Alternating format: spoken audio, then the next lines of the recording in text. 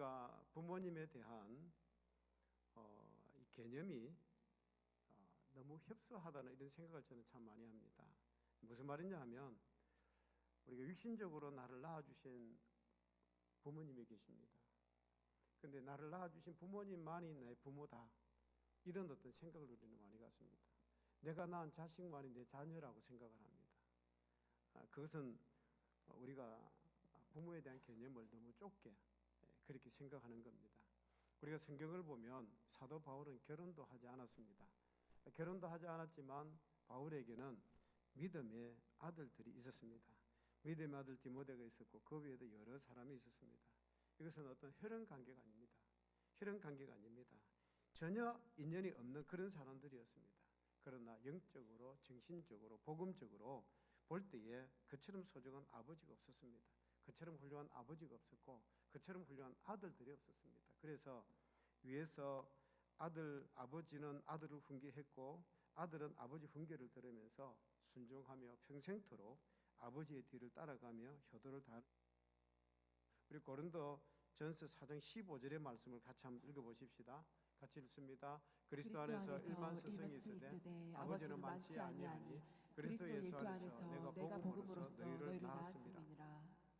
그리스도 안에서 일만 스승이 있으되 아버지는 많지 않다. 이게 무슨 말씀일까요? 그리스도 안에서 일만 스승이 있으되 아버지는 많지 아니하니, 그 무슨 말일까요? 이 말은 무슨 말이냐면 진정으로 아버지와 아들의 관계가, 이 진실된 관계가 있는 그런 아들과 아버지의 관계가 없다는 것입니다. 많지 않다는 것입니다. 어쨌든 우리는 부모에 대한 개념이나 자녀에 대한 개념이 너무 좁아서는 안 되겠습니다. 협소해서는 안 되겠습니다. 좀 더 넓게 또 깊게 우리가 자녀를 또 부모를 생각하면 좋겠습니다. 어떤 교회에 어떤 집사님 한 분이 계셨습니다. 이분에게는 참 인간적으로 불행하다고 말할 수가 있습니다. 그게 뭐냐면 그 가정의 자녀 중에 한 아이가 전능아가 있습니다. 그 때문에 집사님은 자녀를 위해서 늘 기도하고 이 자녀 때문에 엄청 이 수고를, 헌신을 많이 합니다. 남들에게 다 말하지 못할 정도로 그런 어떤 수고와 고통이 있었습니다. 그래서 이 집사님은 늘 이런 말씀을 합니다. 이 땅의 모든 전능 아들은 다 내 아들이다, 이렇게 말하는 것을 들었습니다. 참 그런 마음으로 수고하고 아들을 키우다가 그렇게 세상을 떠나셨습니다. 여러분 생각해 보십시다. 이 땅의 모든 노인은 다 내 부모님이다 하는, 이거 참 중요한 말입니다. 이 땅의 모든 젊은이들이 내 아들이다, 이거 참 중요한 말입니다. 이런 넓은 깊은 의미의 부모와 자녀의 관계를 우리가 그리스도 안에서 그렇게 맺어가야 될 것입니다.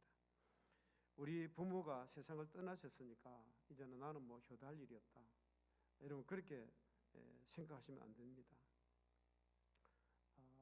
뭐 이렇게 추도 때가 되면, 추도 예배를 드릴 때 되면 부모님에게 효도하지 못한 것, 뭐 그런 걸 후회하는 그런 시간들이 있습니다만은, 여러분 그런 이미 돌아가신 분에 대한 그뿐만이 아니라 내 주변에 있는 어머니, 아버지와 같은 그 연배의 나이들이 내 주변에 많이 있습니다. 그래서 내 아버지, 내 어머니는 세상에 계시지 않지만 이 땅에 그 이웃에 있는, 내 주변에 있는 그 어른들을 잘 섬기는 거, 이게 어떤 의미에서 우리의 부모를 모시는 효도가 되는 것입니다. 그래서 종교개혁자 마틴 루터는요, 아버지의 개념을 네 가지로 이야기를 합니다. 첫 번째, 아버지는 나를 육체적으로 낳아주신 부모님이 계신다는, 아버지와 어머니가 내 아버지라는 거예요. 이거는 뭐 우리가 일반적인 개념입니다. 그리고 두 번째는 뭐냐 하면 목사님을 아버지라고 하였습니다. 복음적으로 영적으로 나를 먹여주신 분이기 때문에, 나를 돌봐주고 나를 이렇게 키워주신 분, 그래서 내 심령이 그분에게 달린 거죠. 그래서 목사를 아버지라고, 영적인 아버지라고 그렇게 부릅니다. 우리가 가톨릭 교회, 천주교를 가면 그 신부라고 부릅니다. 그런데 신부의 뜻이 뭐냐, 원래는 영어로 파더입니다. 아버지입니다. 그래서 이 가톨릭 교회에서는 신부를 아버지라고 그렇게 부르는 것입니다. 세 번째는요, 선생님을 아버지라고 했습니다. 선생님은 지적으로 나를 가르쳐 주신 분이시고 그만큼 그분의 영향권에 내가 있다는 것 절대 부정할 수가 없습니다. 어렸을 때부터 나를 가르쳐 주신 분이기 때문에 우리가 그 영향권을 벗어날 수가 없습니다. 정신적인 세계에서 아버지가 되고 있는 것입니다. 그래서 공경해야 된다는 겁니다. 그리고 네 번째, 임금님이 아버지가 된다는 거죠. 마틴 루터가 있을 때는 이게 왕정 시대입니다. 임금이 있을 때입니다. 그래서 마틴 루터는 왕을 아버지라고 그렇게 불렀습니다. 어쨌든 여러분, 여러 기록에서 나를 낳아준 이 부모와 목사와 선생과 임금님을 아버지라 하고 이 네 분 아버지를 공경해야 한다고 마틴 루터는 그렇게 가르쳤습니다. 우리는 아무튼 육신적으로 나를 낳아준 아버지만 생각하려는 협소한 효도 개념을 좀 고쳐서 좀 더 복음적이고 그러면서 좀 더 넓은 그리고 이렇게 깊은 그런 은혜가 있어야 될 것으로 생각을 합니다. 우리 어버이 주일을 맞이해서 한국적인 효도의 개념을 한번 생각을 해 보십시다. 효도를 몇 가지로 이렇게 생각할 수가 있는데, 첫째는 이 한국적인 개념의 효도는요, 부모님을 장수하게 해드리는 것입니다. 다시 말해 부모님을 오래오래 사시도록 해드리는 것입니다. 나를 낳아주신 부모님 오래오래 살도록 해드려야 된다는 거죠. 그래서 부모님이 장수하시도록 그런 간절한 마음으로 우리가 그렇게 이렇게 효심을 다하는 것입니다.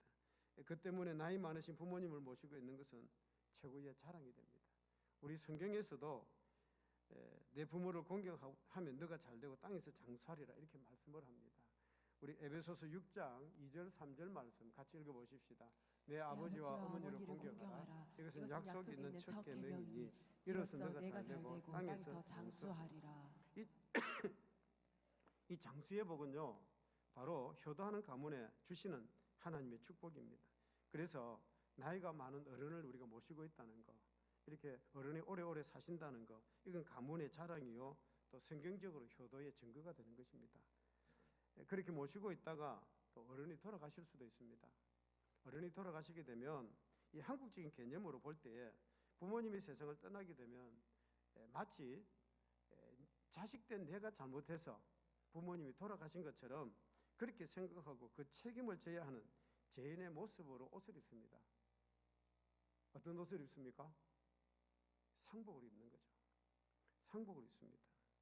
장례식에 가면 우리가 상복을 입는데 요즘 장례식은 옛날하고는 좀 다른 것 같아요. 상복이 너무 좋은 상복입니다.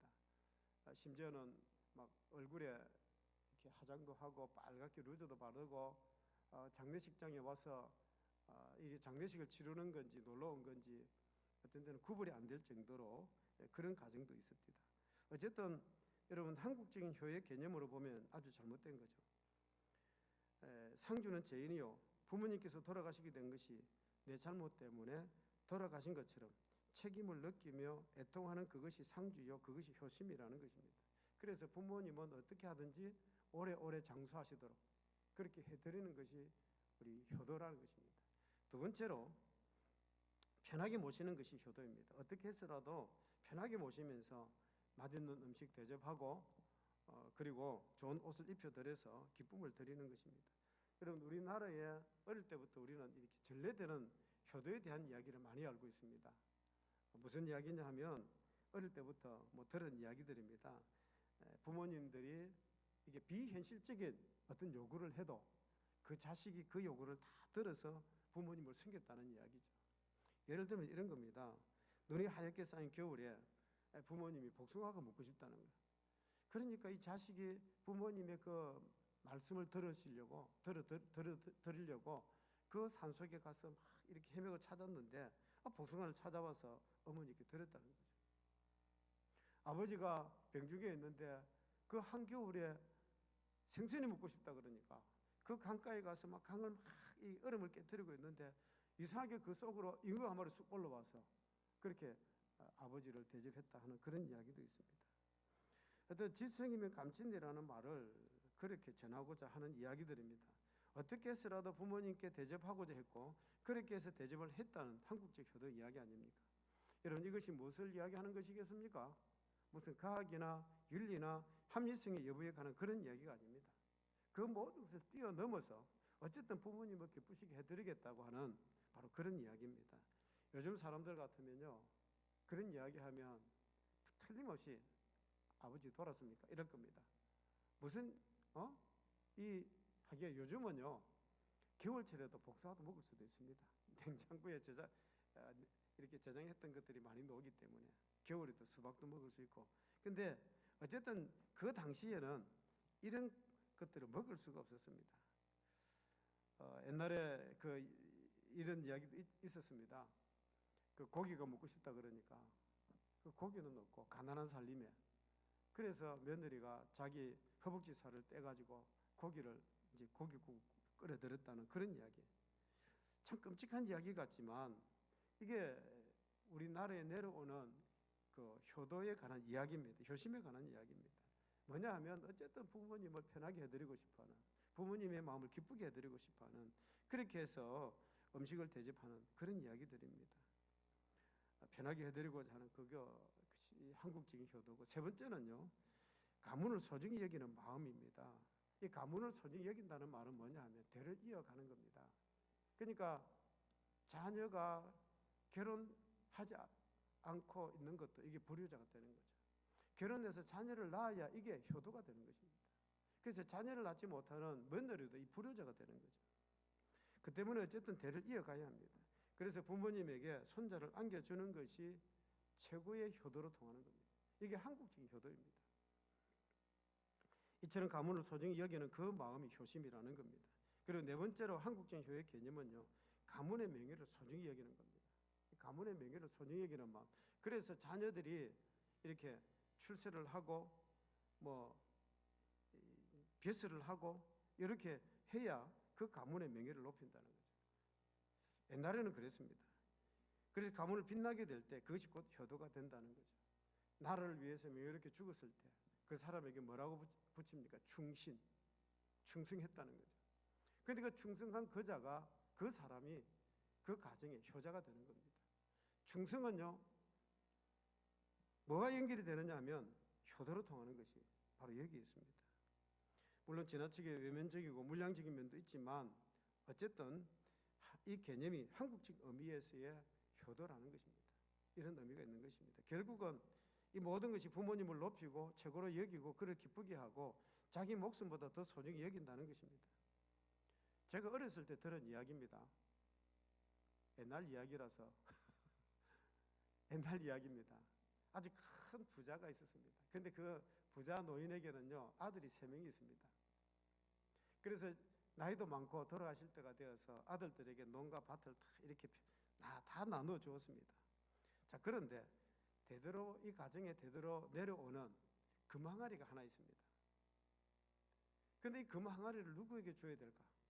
세 아들 중에 누구에게 줘야 될까? 가만히 생각을 해보니까 가장 효심이 깊은 아들에게 줘야 되겠다, 그 생각을 했습니다. 그래서 세 아들을 한번 테스트를 해보기로 했습니다. 제일 먼저 큰 아들을 부릅니다. 큰 아들을 불러놓고 이렇게 말을 합니다. 내가 지금 나이가 많아서 몸이 약해졌는데 그러나 사실은 더 살고 싶다. 더 살고 싶다. 내가 들은 바에 의하면 젊은 여자의 젖을 먹으면 오래 산다고 하는데 너 어린 자식 그 아들을 땅에다 묻어버리고 대신 내가 너 아내의 젖을 좀 먹으면 되지 않겠느냐.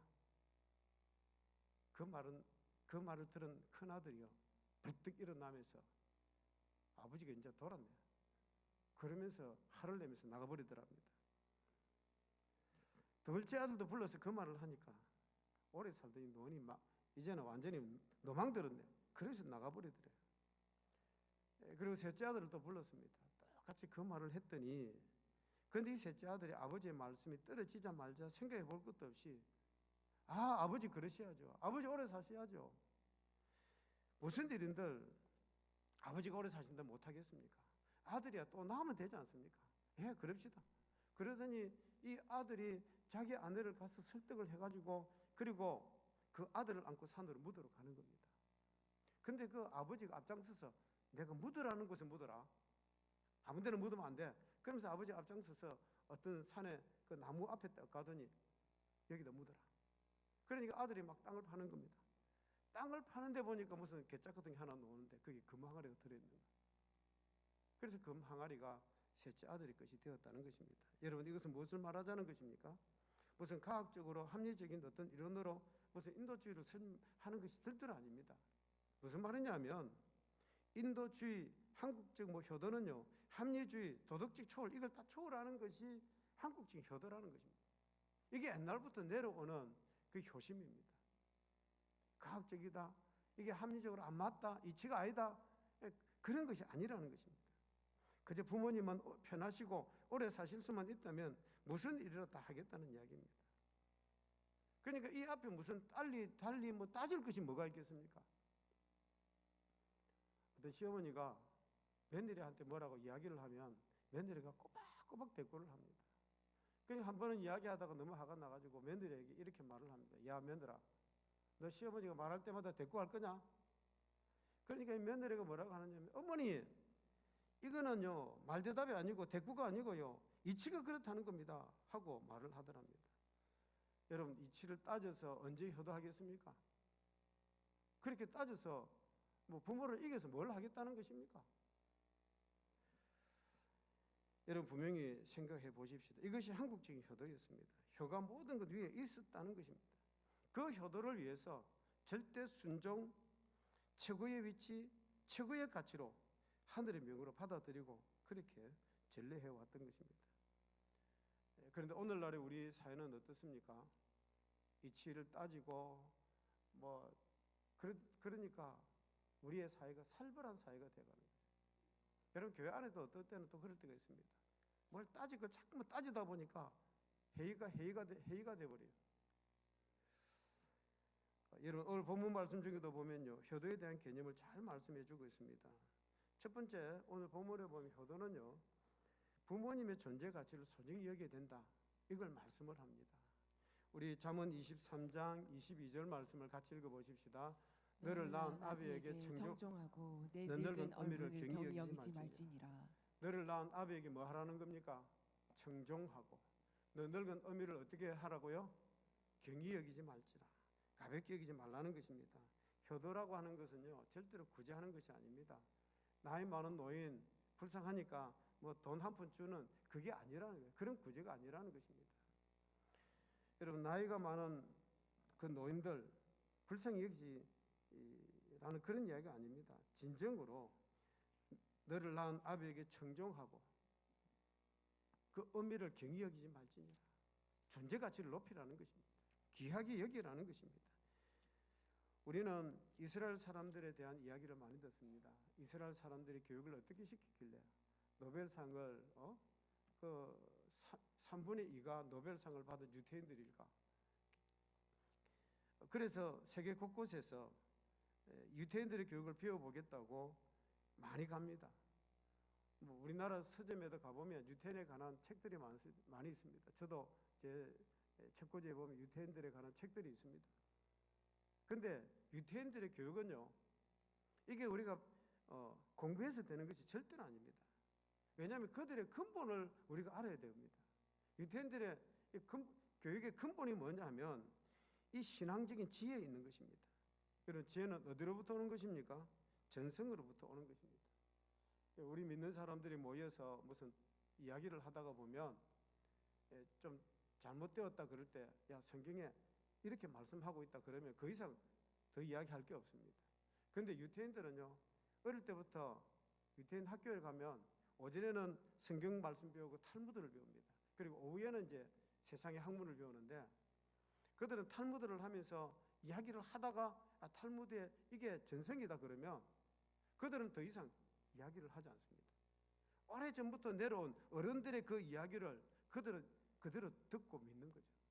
그래서 토론을 하다가도 이게 전성이다 그러면 더 이상 이야기를 하지 않습니다. 전성이란 조상대대로 계승되어 내려온 지혜입니다. 그것은 노인들과 어른들의 이야기를 듣는 데서부터 출발하는 것입니다. 그래서 여러분, 우리에게 필요한 것이 뭐냐 하면 노인들의 이야기를 듣는 것입니다. 오랫동안 인생을 살아왔던 그 노인들의 그 경험과 그들의 그 가르침을 배워야 하고 물어야만 되는 것입니다. 여러분, 우리가 이 물을 수 있는 그런 겸손이 필요합니다. 운전면허증을 처음 딴 사람은요, 사고를 안 내고 운전을 잘할 수 있는 방법이 하나 있습니다. 그게 뭐냐 하면 오랫동안 운전한 그 운전자의 경험을 듣는 것입니다. 어떻게 하는 것이 노하우, 이 운전도 이 오래 한 사람은 자기 나름대로 그 노하우가 있습니다. 그러니까 그런 사람들로부터 그걸 들었고 배워야 사고 나지 않고 운전을 잘할 수 있게 되는 것입니다.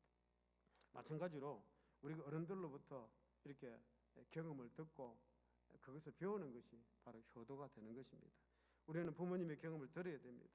우리가 성공한 사람들의 이야기도 들어야 되겠지만 실패한 사람들의 이야기도 들어야 되는 것입니다. 실패한 사람들의 이야기, 그 뼈아픈 생활과 피눈물 나는 경험 속에서 우리는 많은 것을 배우게 되는 것입니다. 마찬가지로 부모님의 그 인생의 그 긴 연륜 속에서 얻어진 많은 경험과 지혜를 우리가 소중히 여기고 배울 때에 우리가 세상을 지혜롭게 살아갈 수 있게 되는 것이고 그 마음이 효도가 되는 것입니다. 요즘에 젊은 사람들은 자기 마음대로 하겠다고 합니다.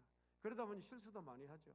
실수만 하는 것이 아니라 후회하고 눈물을 흘리면서 또다시 그런 악순환을 계속 당하는 것입니다. 자, 이러한 것이 어디로부터 오느냐 하면 먼저 경험한 어른들의 이야기를 듣지 않는 교만에서 오는 것입니다. 그런데 효자는요 절대로 실수하지 않습니다. 왜? 어른들의 말을 잘 듣기 때문에, 경청하기 때문에, 귀담아 들었기 때문에, 지혜로운 사람이기 때문에 그렇습니다. 두 번째는 이 효도는요 자식이 의인이 되는 것입니다. 어렵게 사는 것입니다. 우리 잠언 23장 24절 상반절에 있는 말씀입니다. 같이 읽어보십시다. 의인의 아비는 크게 즐거울 것이요 의인의 아비는 크게 즐거울 것이요 이렇게 말을 합니다. 그럼 반대로요 악인의 아비는 어떨까요? 악인의 아비는 슬픈 것입니다. 악인의 아비는 슬픈 것입니다. 여러분 여기서 부한 것이 효자의 길이 되는 것 아닙니다. 오히려 부자가 되면 부모의 마음을 더 근심스럽게 근심을 드릴 수도 있습니다. 출세한다고 반드시 부모의 마음을 기쁘게 하는 것도 아닙니다. 여러분 가장 부모를 기쁘게 해줄 수 있는 게 뭐냐 하면 자녀가 의롭게 사는 겁니다. 억길로 가지 않고 그 말씀대로 사는 거, 어렵게 사는 의인이 되는 것입니다. 부모는요 비록 내가 악하게 살았지만 내 자식은요 선하게 살기를 원하는 거예요. 내 자식은 의롭게 살기를 원하는 것입니다. 그래서 우리 예수님께서도 마태복음 7장 11절에 보면 너희가 악한 자라도 좋은 것으로 자식이 주기를 원한다고 말씀을 합니다. 그 말씀이 맞는 거예요. 부모인 나는 좀 악하지만 그래도 내 자식은 바르게 키우고 싶고 선한 길로 가라고. 그 전에 어떤 분이요 자기는 절대로 교회 안 나가면서 왜 교회 안 나오냐 그러니까 나는 죄가 많아서 그러면서 자기 자식들은 교회 가라고 쫓아내는 거예요. 그런 부모가 있더라고요. 그러니까 나는 악하지만 내 자식은 선하게 바르게 살아야 되겠다고. 그게 바로 부모의 마음이라는 것입니다. 그래서 어렵게 사는 것이 최고의 효인 줄로 믿습니다. 우리 잠언 23장 24절 하반절 말씀 보십시다. 같이 읽습니다. 지혜로운 자식을 낳은 자는 그로 말미암아 즐거울 것이니라. 지혜로운 자식을 낳은 자는 그로 말미암아 어떻다는 것입니까? 즐거울 것이라 그랬습니다. 여러분 효도라고 하는 것은요 세 번째로 지혜로운 자가 되는 것입니다. 우리가 효도를 잘할 수 있는 길이 뭐냐? 내가 지혜롭게 사는 것입니다. 구약 성경에 의하면은 지혜란 하나님의 말씀을 의미합니다. 여러분 이 잠언을 읽어가다 보면 지혜라는 단어가 굉장히 많이 나옵니다. 이 지혜는 뭐냐? 하나님의 말씀입니다. 하나님의 말씀을 받아들이는 마음을 지혜라고 합니다. 하나님을 경외하는 것이 지혜의 근본입니다. 그런 거로 우리는 지혜로운 자가 될 때, 우리가 지혜로운 자가 될 때 부모님의 마음을 기쁘게 하는 것입니다. 그래서 우리가 듣는 자가 되고 그래서 아버지의 마음을 기쁘게 할 수 있는 것입니다. 그러나 듣지 않고 교만할 때에 어리석은 자가 되고 어리석은 자의 부모는 슬퍼하기 마련입니다. 우리 잠언 1장 8절 9절 같이 한번 읽어보십시다. 잠언 1장 8절 9절입니다. 같이 읽습니다. 내 아들아 내 아비의 훈계를 들으며 내 어미의 법을 떠나지 말라. 이는 내 머리에 아름다운 관이요 내 목에 금사슬이니라. 여러분 여기 말씀 보면 내 머리에 아름다운 관이요 내 목에 금사슬이니라 그러니까 무슨 이 머리에 쓰는 멜류관을 말하고 이 내 목에 그는 목걸이를 생각할 수가 있습니다. 그런데 여기서는요 아름다운 관이요 금사슬이라는 것은 그런 멜류관을 말하는 것이 아닙니다. 그 목걸이 이걸 말하는 것이 아닙니다. 이건 뭐냐 하면 부모의 그 교훈, 그 훈계가 내 멜류관이고 내 금사슬의 목걸이라는 것입니다. 다시 말해 부모님의 그 말씀이 자랑스럽다는 거죠. 부모님이 주시는 그 말씀이 정말 은혜롭다는 거죠. 그렇게 여겨야 된다는 것입니다. 요한 3서 4절에 있는 말씀입니다. 요한 3서 4절에 있는 말씀. 아까 제가 고치질 않았는데요. 요한 3서 4절에 보면 너희 자녀들 중에 우리가 아버지께 받은 계명대로 진리를 행하는 자를 내가 보니 심히 기쁘도다 그랬습니다. 너희 자녀들 중에 우리 아버지께 받은 계명대로 진리를 행하는 자, 아버지께로 받은 대로 진리를 행하는 자, 내가 보니 심히 기쁘다. 다시 말하면 내 아들이 진실하게 살고 내 딸이 아름답게 사는 그것보다 더 좋은 것이 없다는 거죠. 여러분, 부모들의 마음은 그렇습니다. 자녀들이 잘 살기를 원하고 진실되게 살고 아름답게 살기를, 그게 부모들이 원하는 마음입니다. 우리 잠언 23장 26절 말씀 같이 한번 읽어보십시다. 잠언 23장 26절 같이 읽습니다. 내 아들아, 내 마음을 내게 주며 내 눈으로 내 길을 즐거워할지어다. 우리 한번 더 읽어보십시다. 내 아들아, 내 마음을 내게 주며 내 눈으로 내 길을 즐거워할지어다. 이 말씀은요, 아들이 부모에게 마음을 드리는, 그리고 부모님이 가신 그 길을 즐거워하는 것입니다. 부모님의 철학과 부모님의 이상과 부모님의 과거와 현재와 그 작업을 소중히 여겨야 되는 것입니다. 그리고 그 부모님의 그 길을 우리가 뒤따라가는 것입니다. 자, 그런데 여러분, 여기서 만약에 이런 마음을 가지셔야 돼요. 하나님, 내가 우리 가정에 태어난 것을 감사를 드립니다. 내가 이 가정에 태어난 것 감사합니다. 내가 이 가문에 태어난 것을 감사합니다. 이런 마음이 있어야 되는 거예요. 그런데 그렇지 아니하고 하나님, 내가 어쩌다가 이 가정에 태어났을까요? 이러면 안 되는 거예요. 여러분, 우리가 살다가 항상 좋은 일만 있습니까? 살다가 보니까 안 좋은 일도 있어요. 힘든 일도 있습니다. 물질적인 어려움도 있습니다. 질병에 아픔과 고통도 있습니다. 그런데 여러분, 그걸 가문의 저주라고 말씀할 겁니까? 그러시면 안 되는 거예요. 그런 환경 가운데서도 하나님, 내가 이 가정에 태어난 것을 감사를 드립니다. 내가 이 가문에 태어난 것을 감사를 드립니다. 자랑스럽게 여길 때 비로소 효도가 된다는 사실을 기억하셔야 됩니다. 어느 아들이요, 멀리 유학을 갔습니다. 물론 돈이 있어서 유학 간 것 아닙니다. 가서 정말 고생합니다. 그러면서도 부모님에게 보낸 편지 중에 이런 내용이 있습니다. 나는 아버지의, 어머니의 아들 된 것을 가장 자랑스럽게 생각합니다. 아버지, 어머니는 정말 저에게 잘해주셨습니다. 제가 혹시 앞으로 부모가 되어서도 자녀를 낳았을 때도 아버지, 어머니처럼 내 자녀에게 할 수 있을지 모르겠습니다. 여러분, 그 편지를 받은 아버지는 어땠을까요? 어머니가 어땠을까요? 너무너무 기쁜 거예요.